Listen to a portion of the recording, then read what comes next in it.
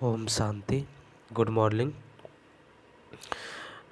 प्रजापिता ब्रह्मा कुमारी ईश्वरीय विश्वविद्यालय के द्वारा जो ये कोर्स की जो रचना की गई है, उस कोर्स में आप लोग को जो मेडिटेशन का जो कोर्स है, उस कोर्स में दो कोर्स का साप्ताहिक कोर्स का जो दो चीज़ें बता दी गई थी और दो बातें पिछले वीडियो में मैंने बताया था।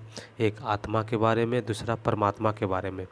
तो अब जानना ये है कि तीसरा जो आज कोर्स है मेडिटेशन कोर्स का जो तीसरा भाग है, उस तीसरे भाग में आज ए, जानना है कि तीन लोक के बारे में जानना है कि आखिर तीन लोक क्या है, आत्मा परमात्मा का निवास स्थान कहाँ है।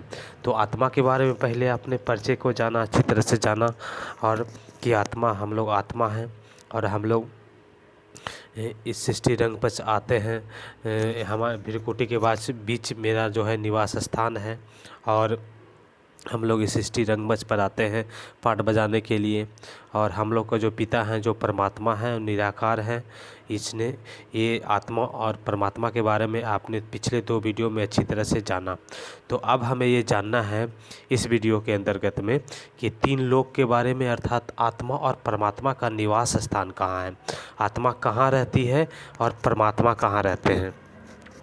तो यहाँ पे आइए देखते हैं कि आत्मा परमात्मा का जो निवास स्थान है वो तीन लोक है।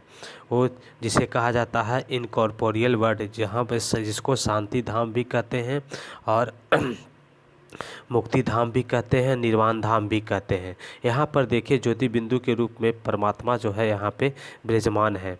यहाँ पे ज्योति बिंदु के रूप में परमात्मा यहाँ पे विराजमान है। और यहाँ पर जब ज्योति बिंदु बहुत सारी दिखाई दे रही है, वो सब क्या है, आत्मा है। यहाँ पर सभी आत्माएं और परमात्मा निवास स्थान करते हैं। इसे शांति धाम कहा जाता है क्योंकि यहाँ शांति ही शांति होता है। यहाँ किसी भी प्रकार की आवाज़ नहीं होता है। ये आवाज़ की दुनिया से परे है, यहाँ कोई आवाज़ नहीं होता है। और इसी को मुक्ति धाम कहा जाता है, इसी को मोक्ष धाम कहते हैं सन्यासी लोग, और इसी को परम धाम भी कहते हैं। और आत्मा का निवास स्थान और परमात्मा का निवास स्थान यही है। तो आइए हम देखते हैं कि ये जो है आत्मा परमात्मा का जो निवास स्थान है, उस निवास स्थान पे आत्मा और परमात्मा तो रहती है, लेकिन यहाँ रहने के बाद यहाँ आत्मा और परमात्मा सभी रहते हैं बिंदु के रूप में, लाइट के रूप में। वहाँ पे कोई आवाज़ नहीं होता है। तो यहाँ से क्या करते हैं हम लोग, जो है आत्मा यहाँ से इस पृथ्वी पर, पृथ्वी रूपी रंगमंच पर आती है पाठ बजाने के लिए। ये पृथ्वी जो है एक रंगमंच है, जैसे एक कोई यात्री होता है, कोई एक ड्रामा होता है, तो इस ड्रामा में एक स्टेज होता है। उस स्टेज पर क्या होता है, पाठ बजाना होता है और सबका अलग अलग पाठ होता है। और वही व्यक्ति जो है बदल बदल के भी, एक व्यक्ति जो है बदल बदल के भी पाठ करता है, विभिन्न प्रकार से पाठ करता है। तो इसमें जो है हर एक आत्मा का एक जन्म से लेके 84 जन्मों का पाठ होता है। एक जन्म से लेके 84 जन्मों का पाठ होता है। कम से कम एक जन्म तो हर एक आत्मा का होता ही है। और 84 जन्म, जो बहुत सारी आत्माओं को 84 जन्म होता है। तो ये जो है सृष्टि एक रंगमंच है। इस रंगमंच पर सभी आत्माएं यहाँ से आती है पाठ बजाने के लिए। परमात्मा के जो दिशा निर्देश है उनके अनुसार यहाँ पे आती है पाठ बजाने के लिए। और पाठ बजान करके जो जिस तरह से वो कर्म करती है, वो कर्म के अनुसार वो अपना शरीर को बदलती रहती है और बदलते बदलते अपने जो कर्म के अनुसार वो अपना ये क्या कहते हैं, शरीर बदल बदल करके अपने जीवन को, अपने पाठ को अदा करती है। तो अब है कि ये परमात्मा आत्मा तो यहाँ पर रहते हैं। तो यहाँ पे बीच में क्या है, यहाँ पे जो है ये हम लोग का सृष्टि का जो है ये पृथ्वी है। इस पृथ्वी पर जो है सभी आत्माएं रहते हैं और आत्माएं यहाँ पे आती है पाठ बजाने के लिए। कोई स्त्री का, कोई पुरुष का, कोई राजा का, रंग का, कोई गरीब का, अमीर का, सभी प्रकार के पाठ को अदा करते हैं।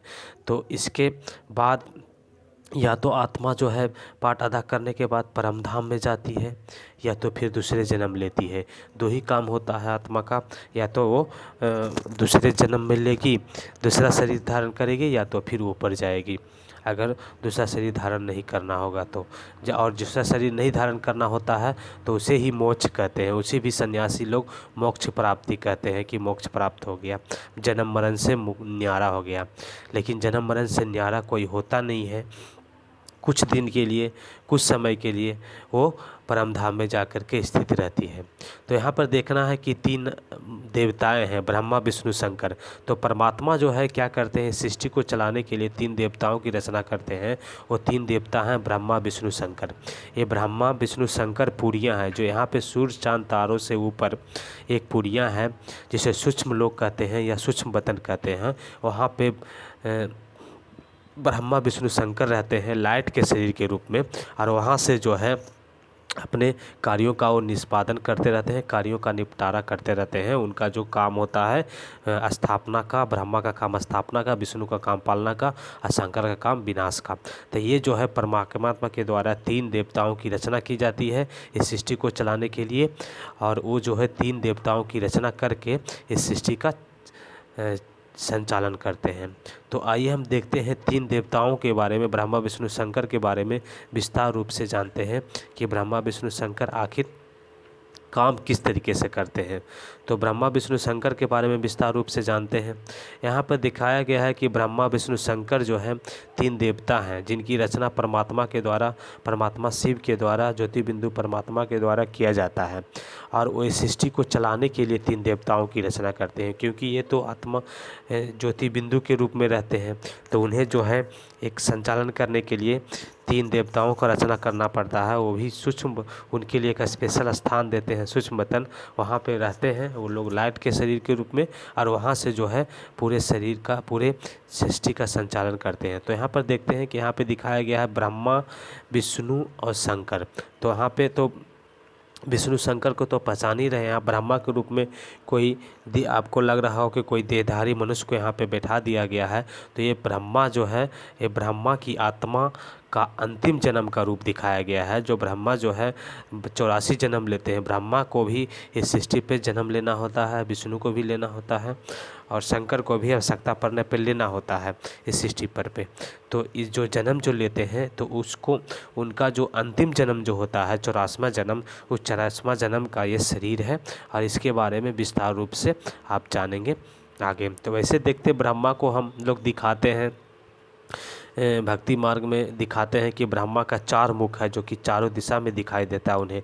तो इसलिए चार मुख इसलिए दिखाया गया है क्योंकि ब्रह्मा जो है चारों दिशा में देखते हैं। उनका काम होता है कि चारों दिशा में देखना, यानी कि सभी जगह पर उनकी दृष्टि होती है कि कहाँ पे क्या हो रहा है, और सभी का वो ध्यान रखते हैं। इसलिए ब्रह्मा को चार मुख दिखाया गया है। उसके बाद विष्णु के हाथ में दिखाया गया गदा, चक्र, शंख और फूल दिखाया गया है।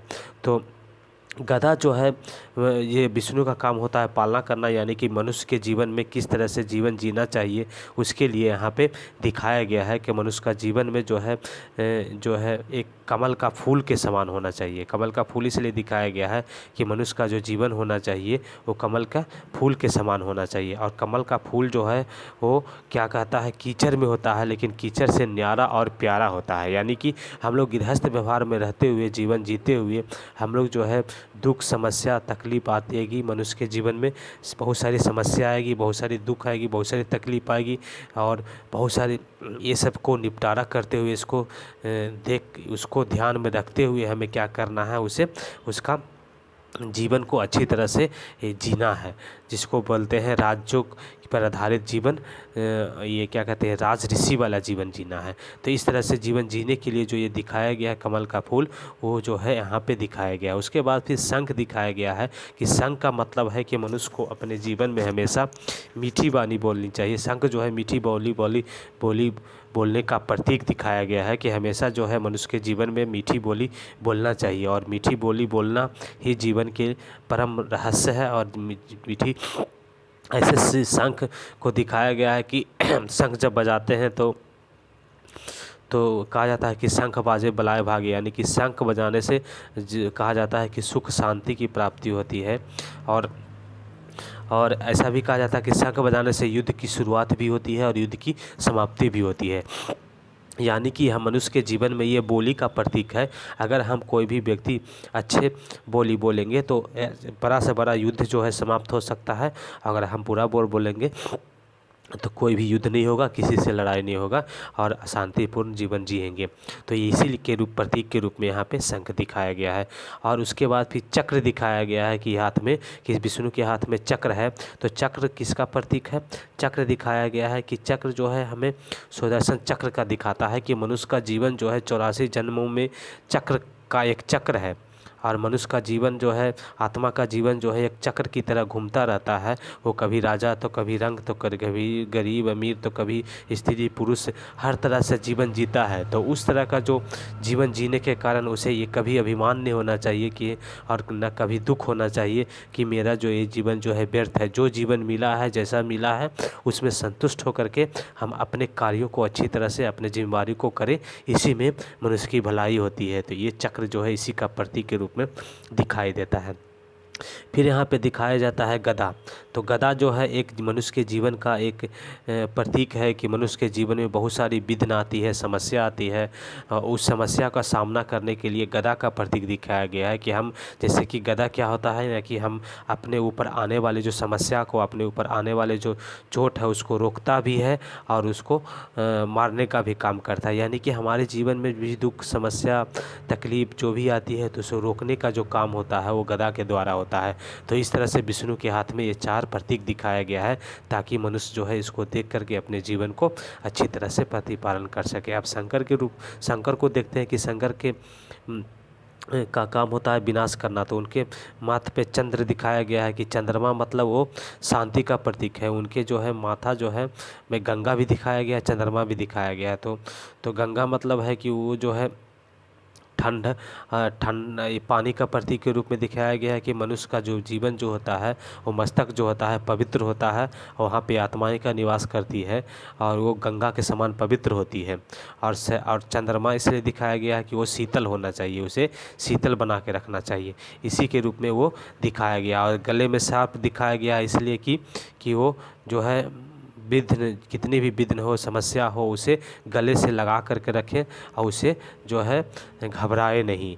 और छाल पे बैठा हुआ दिखाया गया है, ये बाघ की छाल पे, यानी कि मनुष्य का जीवन जो है समस्याओं से भरा हुआ है। उस समस्या पर हम भाग नहीं सकते हैं, उस समस्याओं से और जे बैठ करके हम अपने जीवन को यापन कर सकते हैं। इस तरह से उनके जो है बिना विष्णु के, शंकर के द्वारा विनाश जो होता है सृष्टि का, पुरानी सृष्टि का, जब सृष्टि पुरानी हो जाती है और वो सभी अधर्म की पूरे चारों तरफ अधर्म का हाहाकार होता है, तो उसी समय में शंकर के द्वारा दिखाया गया तीसरा नेत्र। तीसरा नेत्र क्या करते हैं?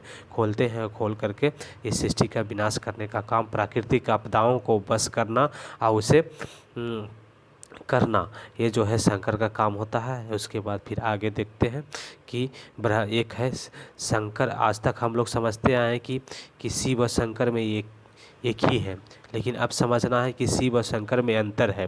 शिव और शंकर में क्या अंतर है, इसको आज देखना है। कि देखिए अभी शिव और शंकर जो है में एक महान अंतर है। जैसा कि आज तक हम लोग एक ही समझते आए कि शिव और शंकर जो है एक ही है।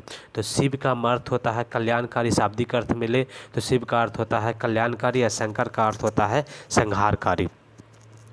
शिव जो है परमात्मा है, ज्योति बिंदु परमात्मा की यादगार में बनाया गया जो लिंग है वो ज्योतिर्लिंगम शिव है, जिसे ज्योतिर्लिंगम शिव कहा जाता है। ये ज्योतिर्बिंदु परमात्मा का रूप है, परमात्मा का यादगार में बनाया गया है। और लेकिन ये शंकर जो हैं एक आकारी देवता हैं जो परमात्मा के द्वारा रचना किया गया। एक रचनाओं में ब्रह्मा विष्णु शंकर की 3 देवताओं की रचना करते हैं। इन 3 रचनाओं में से एक है शंकर। अब देखिए शंकर जो आकारी देवता हैं और जबकि ये निराकार परमात्मा है।